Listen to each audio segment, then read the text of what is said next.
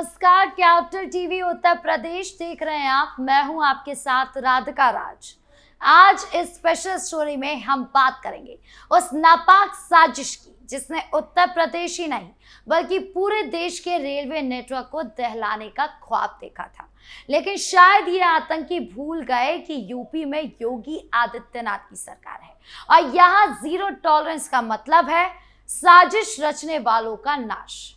आज हम खुलासा करेंगे उस आईएसआई मॉड्यूल का जो पटरियों पर खून की होली खेलने की तैयारी में था, लेकिन यूपी एटीएस की मुस्तैदी ने उनके मंसूबों को मिट्टी में मिला दिया। आज की कहानी है देशद्रोह, साजिश और फिर कानून के उस शिकंजे की जिससे बचना नामुमकिन है।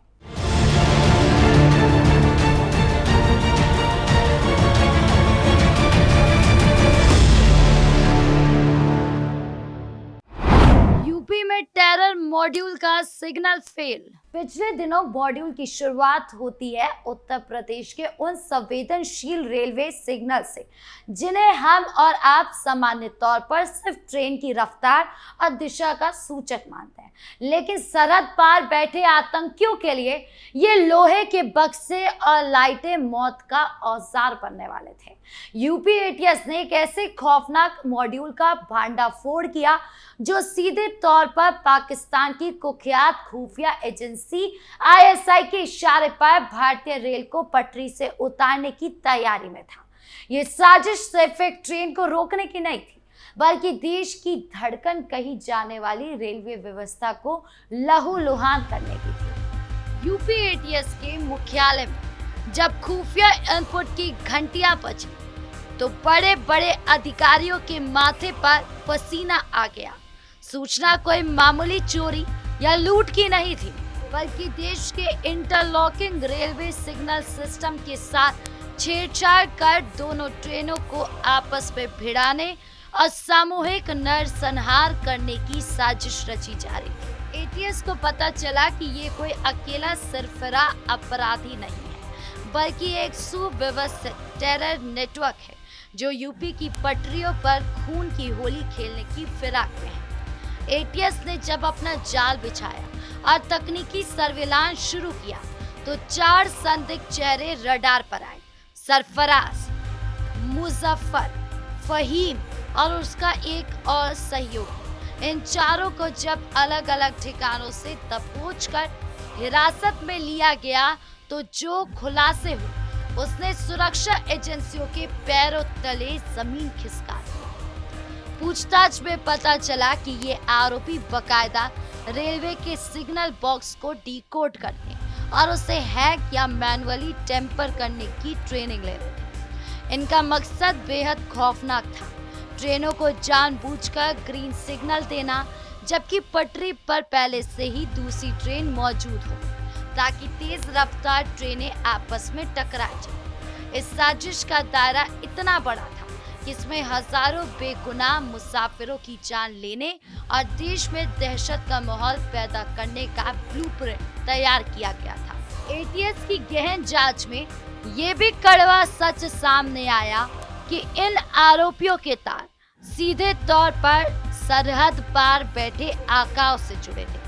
ये साधारण चैटिंग ऐप्स नहीं बल्कि एंड टू एंड एन्क्रिप्टेड विदेशी ऐप्स के जरिए पाकिस्तान में बैठे अपने हैंडलर से लगातार संपर्क में थे। इन्हें मोटी रकम का लालच दिया गया था और मजहबी कट्टरता के नाम पर इनका ब्रेन वॉश किया गया था ताकि ये अपने ही देश के खिलाफ मानव बम ना सही लेकिन सिस्टम बम बन सके। लेकिन एटीएस के जाबाजों ने इनके डिजिटल फुटप्रिंट्स का पीछा किया और इससे पहले कि किसी बड़ी और दर्दनाक वारदात को अंजाम दे पाते, योगी की पुलिस ने इन्हें दबोच कर सलाखों के पीछे पहुंचा दिया। आज ये चारों आरोपी एटीएस की रिमांड पर हैं। उनसे कड़ाई से पूछताछ की जा रही है कि आखिर इस साजिश की जड़ें उत्तर प्रदेश के और किन किन जिलों या अन्य राज्यों में फैली हुई है। योगी के उत्तर प्रदेश में अब इन गद्दारों के लिए कोई रहम नहीं। उनके लिए अफजल जेल के वो अंधेरी काल कोठरी बची है जहां सूरज की रोशनी भी उनके गुनाहों की माफी नहीं बन सकती। सरहद पार से साजिश, यूपी में ऑपरेशन क्लीन। ये केवल 4 लोगों की गिरफ्तारी भर नहीं है, बल्कि उस गहरी अंतर्राष्ट्रीय साजिश पर करारा प्रहार है जो भारत की आर्थिक और सामाजिक रीढ़ यानी रेलवे को तोड़ना चाहती थी। आईएसआई के इस मॉड्यूल ने उत्तर प्रदेश को अपना सॉफ्ट टारगेट समझने की भूल की थी, लेकिन यहाँ की एटीएस ने यह साबित कर दिया कि योगी राज में गद्दारों के लिए परिंदा भी पर नहीं मार सकता। एटीएस की रिमांड अर्जी में जो तथ्य अदालत के सामने पेश किए गए वो किसी भी हिंदुस्तानी का खून खौलाने के लिए काफी है। जांच में यह सनसनीखेज खुलासा हुआ कि ये आरोपी केवल सिग्नल बॉक्स तक सीमित नहीं थे। उन्होंने रेलवे की पटरियों को, फिश प्लेट्स को खोलने और रणनीतिक स्थानों पर विस्फोटक यानी कि आईईडी प्लांट करने की भी रेकी कर ली थी। इनके निशाने पर मुख्य रूप से दिल्ली हावड़ा का वो व्यस्तम रूट था जिस पर राजधानी और शताब्दी जैसी वीआईपी ट्रेनें दौड़ती हैं। इसके अलावा लखनऊ, कानपुर और दिल्ली मेरठ जैसे रेल मार्ग भी इनके रडार पे थे। जब इन आरोपियों की प्रोफाइल और पिछले रिकॉर्ड्स को खंगाला गया तो पता चला कि इसमें से कुछ आरोपी लंबे समय से संदिग्ध गतिविधियों और कट्टरपंथी विचारधारा के प्रचार प्रसार में शामिल थे। पाकिस्तानी हैंडलर्स इन्हें डार्क वेब के जरिए फंड्स मुहैया कराने और हमले के बाद सुरक्षित ठिकाने देने का वादा कर रहे थे। ये लोन वुल्फ अटैक के नए अवतार थे जो सीधे हथियारों के बजाय तकनीकी तोड़फोड़ के जरिए देश के आंतरिक अस्थिरता और गृह युद्ध जैसे हालात पैदा करना चाहते थे। लेकिन यूपी पुलिस की मुस्तैदी और एटीएस की स्पेशल टीमों ने तकनीकी सर्विलांस और ह्यूमन इंटेलिजेंस का ऐसा घातक तालमेल बिठाया कि आतंकियों का ये रेल टेरर मॉड्यूल पटरी पर उतरने से पहले ही पूरी तरह क्रैश हो गया। अदालत ने अपराध की गंभीरता को देखते हुए चारों को लंबी रिमांड पर भेज दिया। एटीएस अब इनके संदिग्ध बैंक खाते, इंटरनेशनल कॉल डिटेल्स और उन तमाम स्लीपर सेल्स को खंगाल रही है जो शायद अभी प्रदेश के किसी कोने में दुबक बैठे हो सकते हैं। ये कार्रवाई उन सभी के लिए एक अंतिम चेतावनी है जो इस पावन धरती का अन्न खाकर उसी के सीने में खंजर घोंपने की साजिश रचते हैं। योगी की ठोक दो नीति और देश के गद्दार मुख्यमंत्री योगी आदित्यनाथ ने सत्ता संभालते ही एक बात पत्थर की लकीर की तरह साफ कर दी थी। अपराध और अपराधी के साथ साथ आतंक और आतंकी के लिए भी उत्तर प्रदेश की 25 करोड़ जनता के बीच कोई जगह नहीं है। आज एटीएस का ये एक कड़ा एक्शन योगी सरकार की उसी जीरो टॉलरेंस नीति का जीवंत प्रमाण बन गया है। उत्तर प्रदेश में अब वो काला दौर इतिहास के पन्नों में दफन हो चुका है जब आतंकी हमलों के बाद सरकारें सिर्फ फाइलें पलटती थी या तुष्टीकरण की राजनीति के चलते कार्रवाई से हिचकिचाती थी।